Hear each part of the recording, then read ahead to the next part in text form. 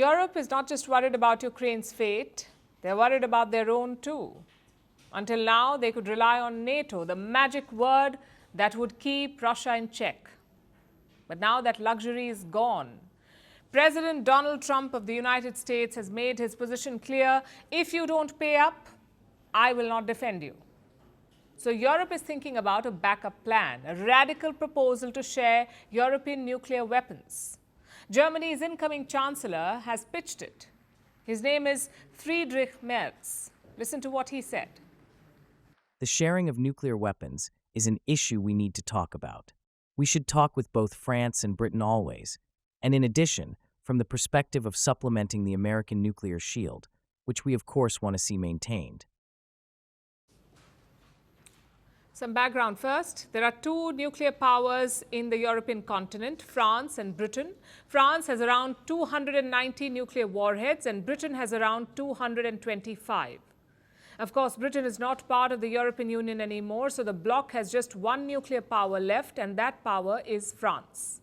Nonetheless, Germany is asking both France and the UK. And France appears open to the idea. In fact, President Emmanuel Macron floated this idea last week. Our nuclear dissuasion protects us. It is complete, sovereign, fully French. I decided to open the strategic debate on the protection through our dissuasion of our allies in the European continent. Whatever happens, the decision has always been and will remain in the hands of the French president. We haven't heard from the UK yet, but this idea does raise a lot of questions, like what is the existing nuclear umbrella over Europe? Can Britain and France replace it?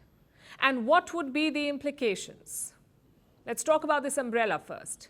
In simple words, it is an insurance policy. If you have nukes in your country, enemies won't attack you. That is the premise of this umbrella. It is called nuclear deterrence.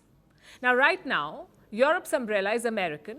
The US has deployed dozens of bombs in 4 EU countries: in Italy, in Germany, in Belgium, and in the Netherlands. This is where American nukes are. In addition, Turkey also hosts American nukes, but Ankara is not part of the EU.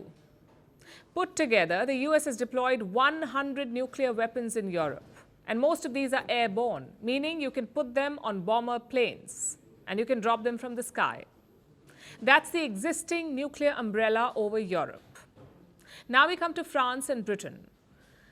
There are key differences in their arsenal. The French nukes are completely sovereign. No foreign help, no foreign technology. The French made their weapons themselves.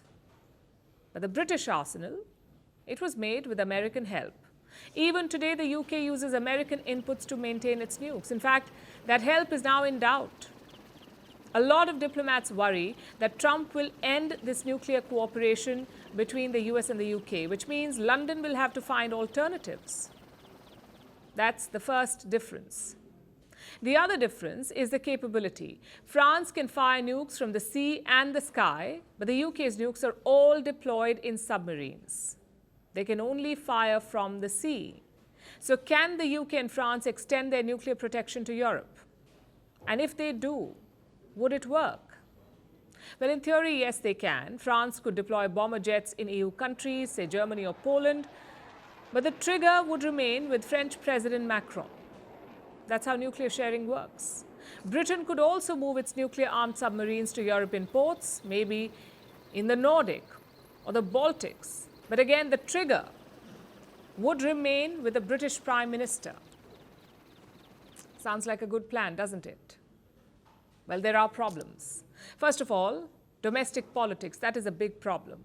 President Macron may like the idea of sharing his nukes with other Europeans, but the French opposition does not.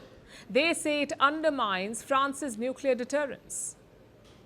And Macron will leave office by 2027. What happens after that? Will a new president remove the nuclear shield? That lack of clarity is an issue.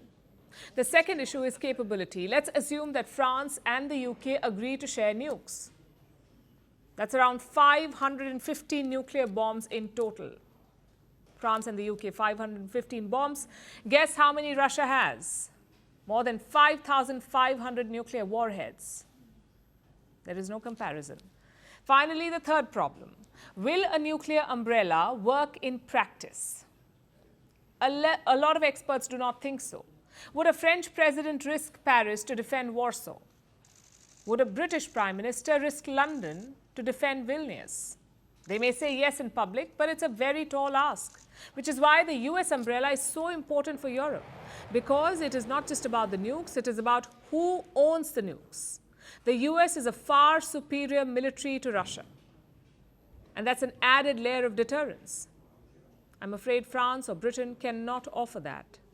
Even Germany's incoming chancellor knows that. He may want Britain and France to share their nukes, but he says it will not replace America's umbrella. So it's not a replacement right now. It is more of an added protection. As things stand, Trump is not taking out US nukes from Europe. He may scale back military support, but he has not talked about the nuclear weapons, not yet. If it remains that way, Europe should be happy. If it changes, they're going to need options.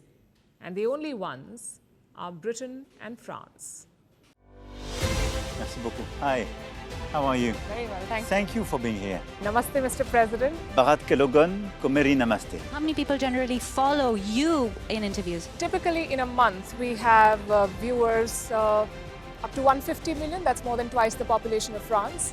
And in the last 2 years, we had 3 billion viewers. So I say, Laurent, this is your chance to be famous. You're on Firstpost. One word to describe your equation with Prime Minister Modi. Amitié. As India and France work together, are you creating a new era of non-alignment in the technology space? India is a training superpower.